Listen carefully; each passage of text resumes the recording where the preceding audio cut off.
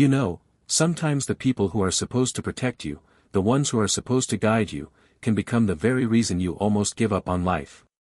My story didn't begin with celebration, or recognition, or even encouragement. No, it began with shame, hunger, and the cruel laughter of the very people who gave me life, my parents. Before I continue the story, kindly like, subscribe and tell us where you are listening from.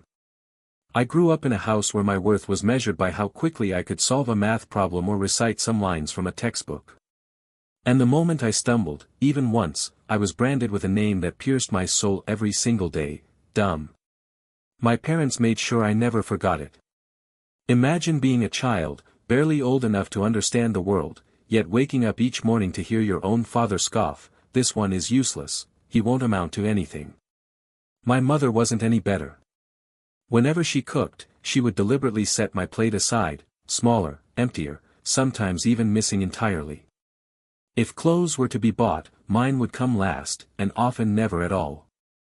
I watched my siblings walk around with neat shoes, while I dragged my torn slippers on the dusty ground. And do you know the worst part? They didn't hide it.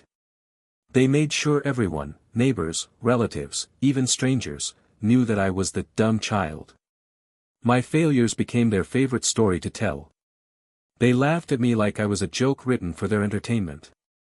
But what they didn't know was this: every word, every insult, every empty plate, was planting something inside me. Something dangerous. Something they would later regret. I still remember one particular night that sealed my resolve. I had just failed a test.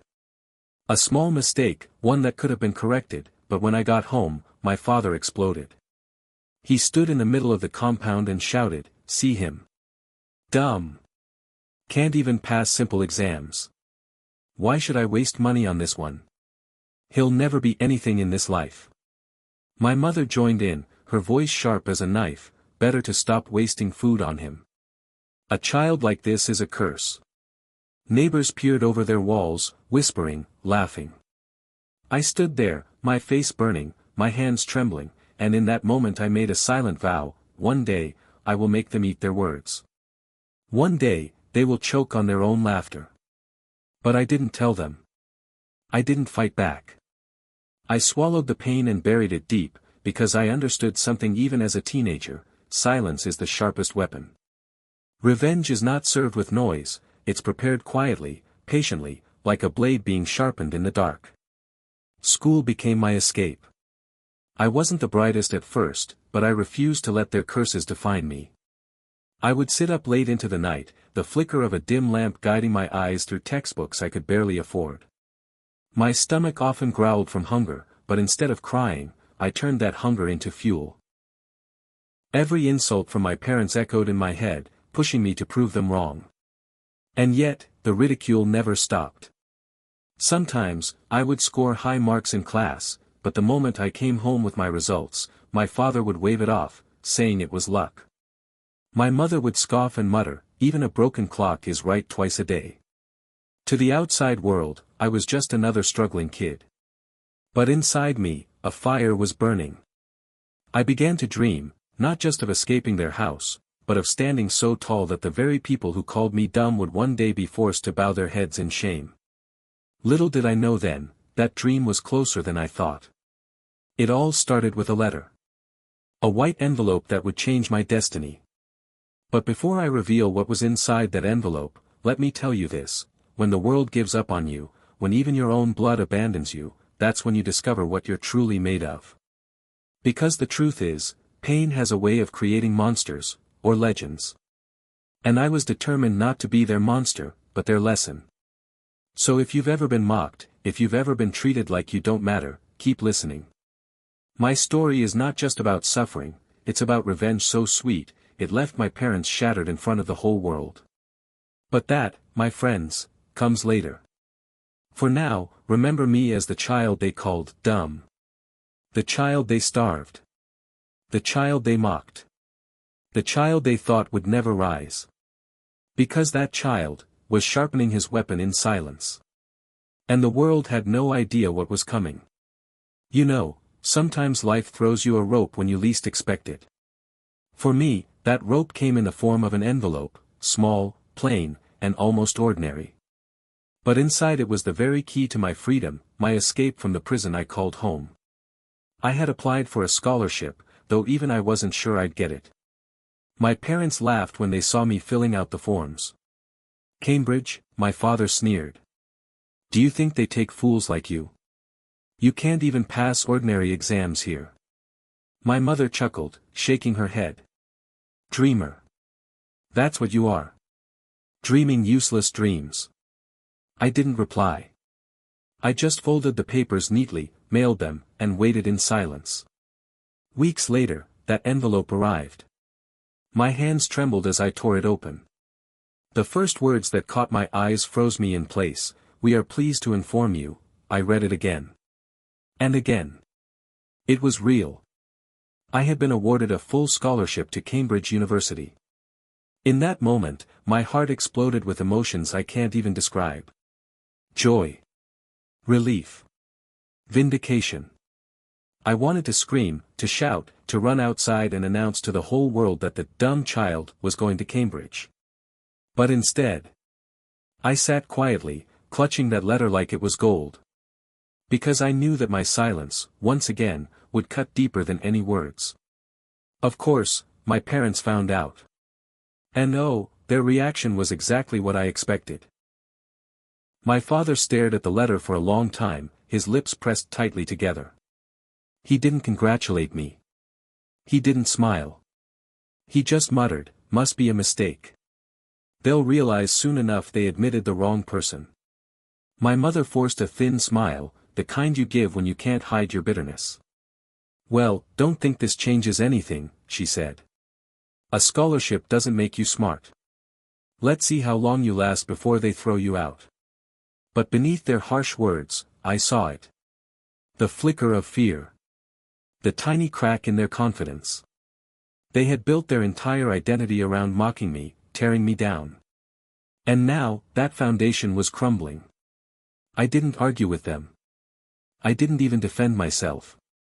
Instead, I packed my few belongings, barely enough clothes to fill a single suitcase, and prepared for the journey that would change my life forever. Leaving home was bittersweet. Part of me wanted to look back, to see if my parents would soften, maybe even wish me well. But when I turned, I saw nothing but cold eyes, arms crossed, lips curled in disdain. That was my final reminder. I wasn't going to Cambridge with their blessing. I was going with my own determination. Arriving at Cambridge was like stepping into another world. The campus was massive, filled with people from all over the globe. Everyone seemed confident, polished, prepared. And then there was me, the boy who had been called dumb his whole life, standing in the middle of it all with second-hand clothes and a heart pounding so loud I was sure people could hear it. But do you know what I realized that day? Fear and hunger can drive you harder than privilege ever could. I had something those other students didn't, a fire in my soul, burning from years of humiliation. Classes were tough, brutal even. But every time I struggled, I remembered my father's voice mocking me, my mother's laughter echoing in my head. And instead of breaking me, it pushed me. I would spend long nights buried in books, surviving on coffee and determination. Slowly, I rose. My grades improved. Professors began to notice me. But what truly kept me alive wasn't just academics, it was kindness. Kindness from people who had no obligation to care. There was one woman in particular, the lady who served meals in the cafeteria. She wasn't wealthy. She wasn't powerful. But every day, she greeted me with a smile, asked how I was doing, and sometimes slipped me an extra portion when she saw how hungry I looked. She didn't mock me. She didn't doubt me. She treated me like I mattered. And in those small gestures, I found the family I never had. Meanwhile, my parents. They never called. Not once. Not even a letter to check on me. It was as if they had disowned me completely. And honestly, that was fine. Because I was slowly learning that blood doesn't always mean love. By the end of my first year, I was no longer the boy they called dumb. I was one of the top students in my class. I could see the future forming in front of me, clearer, brighter, sharper than ever. But deep down, I wasn't just studying for myself. No. Every page I read, every exam I aced, every compliment from a professor, I stored it all, carefully, like ammunition. Because I knew one day, the world would watch as I fired it back at the very people who had buried me in shame. The stage was being set. The pieces were moving. And my parents had no idea that their day of reckoning was approaching. So, to anyone listening right now who's been underestimated, mocked, or abandoned, remember this: every insult can become fuel. Every rejection can become fire. And one day, when the world least expects it, you will rise. And when you do, the same people who called you worthless will have no choice but to choke on their own lies. But that part of my story, that's only just beginning. When I first arrived at Cambridge, I felt like a stranger dropped into another planet. The walls of the university rose tall and proud, the students moved with confidence, their clothes neat, their accents polished. And then, there was me. The boy who had been starved at home, mocked as dumb, dragging one small suitcase with shirts too faded to be called new. At first, I thought I didn't belong there. I thought maybe my parents had been right, that sooner or later, someone would point at me and say, "You don't deserve to be here." But then something strange happened. Nobody mocked me. Nobody laughed at me. Nobody called me dumb. And that silence, that acceptance, it felt foreign, almost unbelievable.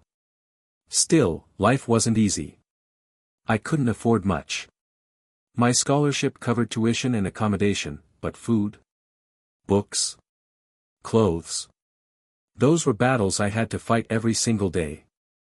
I often went to bed hungry, pretending to be too tired to eat when, in reality, I just didn't have enough money for a proper meal. But that's when I met her. The cafeteria lady. She wasn't rich. She didn't wear expensive clothes. But she had something my parents never gave me: kindness. Every morning, she stood behind the counter with a warm smile, serving plates of food to students who barely even looked at her. But when my turn came, she noticed me. She saw the hesitation in my eyes, the hunger I tried to hide. "Eat well, young man," she would whisper, sliding an extra piece of bread onto my tray. Sometimes, when the cafeteria was quiet, she'd call me over and ask how my studies were going. And on days when I couldn't pay, she'd pretend she had, accidentally, served me too much food. It may sound small, but to me, it was everything. Because here's the truth: you don't always need someone to buy you gifts or shower you with praise. Sometimes, all you need is a smile, a little encouragement, a reminder that you matter. And in her eyes, I mattered. While my parents never called, never wrote, never cared whether I was alive or dead, this woman, who owed me nothing, became more of a parent than they ever were. That realization fueled me. I studied harder than I thought possible. Long nights in the library, countless hours buried in books. My body ached, my eyes burned, but my spirit grew stronger. Every exam I passed, every paper I submitted, every praise from my professors felt like another nail in the coffin of my parents' cruel words. Still, the voices of my past haunted me. In the silence of the night, I could still hear my father shouting, "You'll never be anything." I could still hear my mother laughing, "Dumb child, wasting space." But instead of breaking me, those voices became my fuel. I would whisper back into the dark, "Watch me. Just watch me." By my third year at Cambridge, I wasn't just surviving, I was thriving. I became known for my dedication, for my sharp mind, for my relentless drive. Professors admired me. Classmates respected me. I was no longer the boy with torn slippers dragging through the dust. I was becoming someone they could never have imagined. And yet, even as I rose, my parents remained silent. Not one word from them. No calls. No letters. Nothing. They didn't want to claim me then, because they were still waiting for me to fail. Still waiting for the day Cambridge would spit me out, and they could say, "See? We told you so." But oh, they had no idea what was waiting for them. Because destiny has a way of setting the stage at the perfect moment. And that moment came on my graduation day. Picture it, hundreds of students in gowns, families filling the hall, cameras flashing, laughter echoing. Proud parents holding their children, clapping, crying tears of joy. And then there were my parents, yes, they came. Sitting right there in the audience. Not out of love, no. They came to pretend. To lie. To wear masks of pride before strangers who didn't know the truth. I watched them from the stage, my blood boiling. They were smiling, shaking hands, telling people, yes, that's our son. We always knew he would make it. Always knew. The same people who denied me food, denied me love, denied me dignity. In that moment, I realized something. Revenge wasn't about shouting at them, or reminding them of the past. No. True revenge is quiet. It is precise. It is delivered in a way that cuts so deep, the wound never heals. And I had already planned exactly how to do it. Because on that day, in front of everyone, I wasn't going to call their names. I wasn't going to honor them as my parents. No. I had chosen someone else. Someone who had been there for me when they never were. The cafeteria lady. The woman who fed me, encouraged me, smiled at me when no one else did. She, not them, would stand as my family. And when the moment came, when the world was watching, I knew the stage would become my battlefield. My parents thought they had won by showing up. But little did they know, they were walking straight into the trap I had been preparing for years. And the humiliation waiting for them would be legendary. Graduation day. The day I had been waiting for my entire life. Not just because it marked the end of my studies, but because it was the moment fate handed me the sharpest blade of revenge I could ever wield. The hall was packed. Students in their gowns sat nervously, waiting to be called. Families filled the rows, clapping, laughing, wiping tears of pride from their eyes. The air buzzed with celebration. But for me, it was different. For me, the air was thick with anticipation, almost electric, because I knew what was about to happen. And then I saw them. My parents. Sitting in the audience, dressed neatly as though they had loved me all my life. Smiling. Laughing. Pretending. They moved around confidently, shaking hands with strangers, whispering proudly, yes, that's our son. Brilliant, isn't he? Always knew he was destined for greatness. Do you see the irony? These were the same people who had starved me, mocked me, called me dumb for years.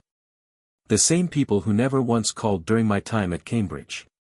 Yet here they were, ready to reap the glory, to bask in the spotlight I had bled for. As I watched them, a storm raged inside me. Anger.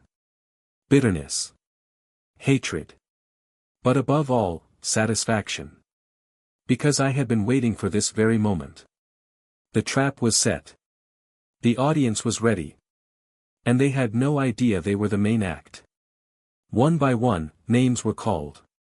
Students walked to the stage, their families cheering loudly. When my name was finally announced, the hall erupted with applause. My professors clapped, my classmates cheered, and I walked to the stage with my head high, my gown flowing, my heart pounding like a war drum. But I wasn't nervous. Oh no. I was calm. Because I knew what I was about to do would echo in their lives forever. The time came for each student to honor their parents, to mention the people who had supported them through the journey. Many called their mothers, fathers, brothers, sisters. The audience clapped, smiled, some even cried. It was a moment of love, of recognition. And then it was my turn. I stepped up to the microphone, looked out at the sea of faces, and then I saw them again, my parents, sitting there, their smiles wide, waiting for me to say their names. Waiting for the validation they didn't deserve. I took a deep breath. The hall went silent. And then, with a steady voice, I said, "Today, I stand here not because of blood, but because of love. Not because of the ones who gave me life, but because of the one who helped me live it. The person I call my true family is not sitting in pride among you, she is standing humbly behind the cafeteria counter, serving meals with a smile. Please, everyone, help me honor the woman who fed me when others starved me, who encouraged me when others mocked me, the woman I am proud to call my mother. The hall gasped. People turned their heads, whispering. Professors looked at one another, stunned. And then, applause. Loud, thunderous applause that shook the hall. The cafeteria lady was brought forward, trembling, tears streaming down her face. She tried to cover her mouth, overwhelmed, as the audience rose to their feet in a standing ovation. But my parents? Their smiles froze. Their faces drained of color. They sat stiffly, eyes wide, unable to comprehend what had just happened. Because in that single moment, I had erased them. Publicly. Completely. Everyone in the hall turned to look at them, their whispers slicing through the air. Aren't those his real parents? Why didn't he mention them? Why would he honor someone else instead? The truth spread like fire.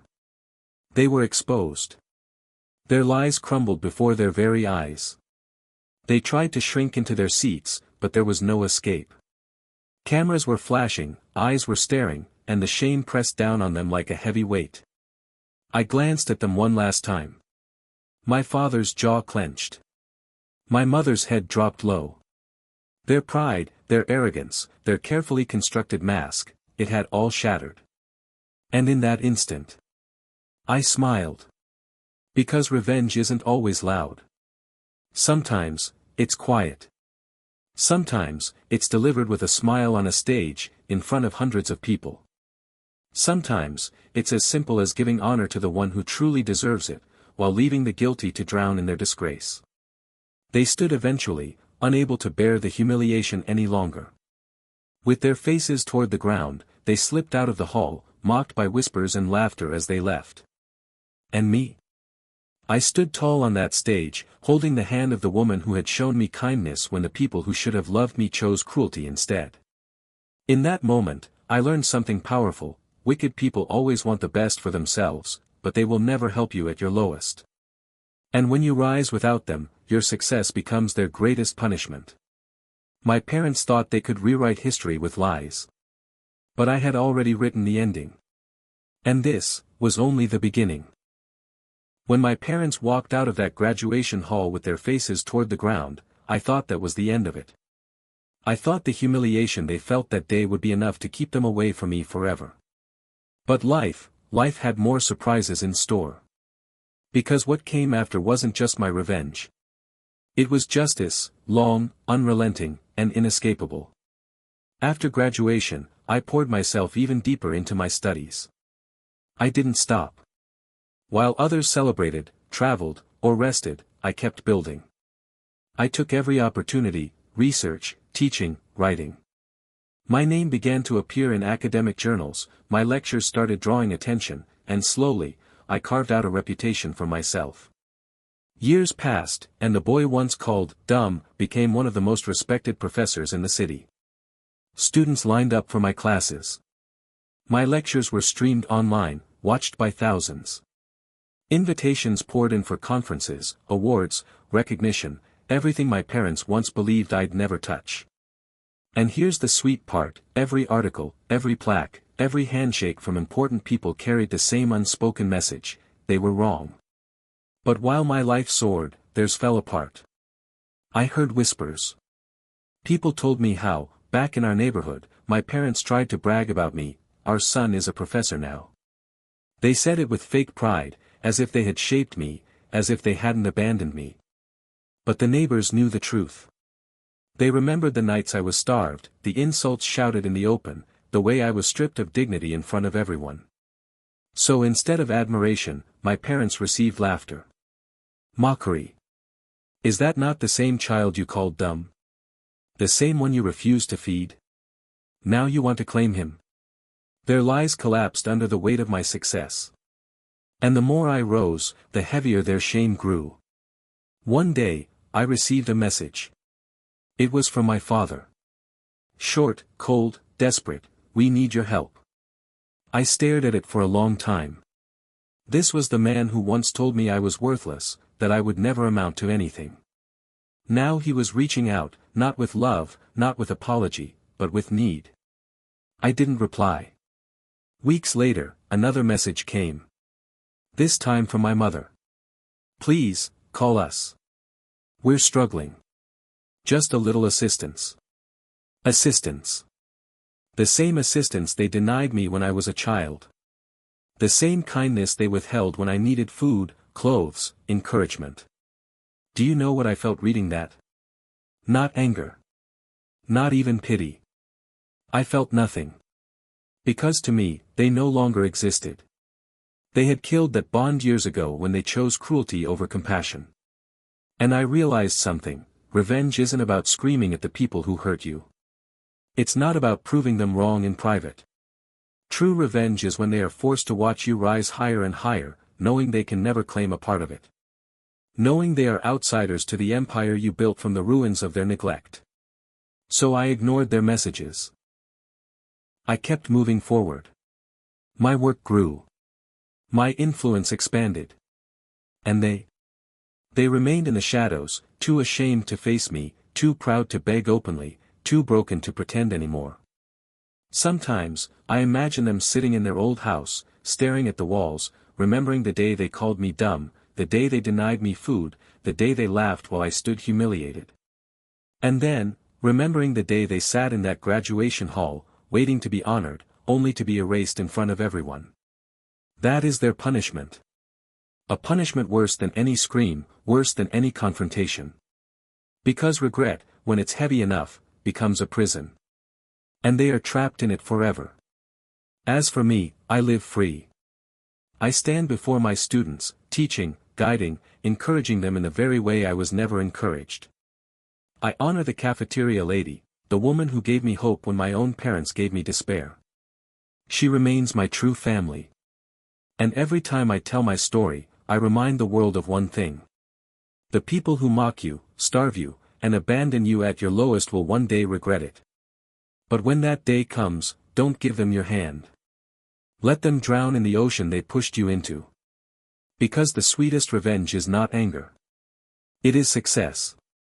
And the dumb one became the master. And that's how the boy they once called dumb became the lesson they'll never forget. Tell me, if you were in my shoes, would you have forgiven them, or would you have done exactly what I did? Drop your thoughts in the comments below. I want to hear your side. If this story gave you chills, make sure you hit that like button, share it with someone who needs this message, and subscribe for more stories filled with suspense, betrayal, and revenge. Because trust me, this is only the beginning. And you don't want to miss what comes next.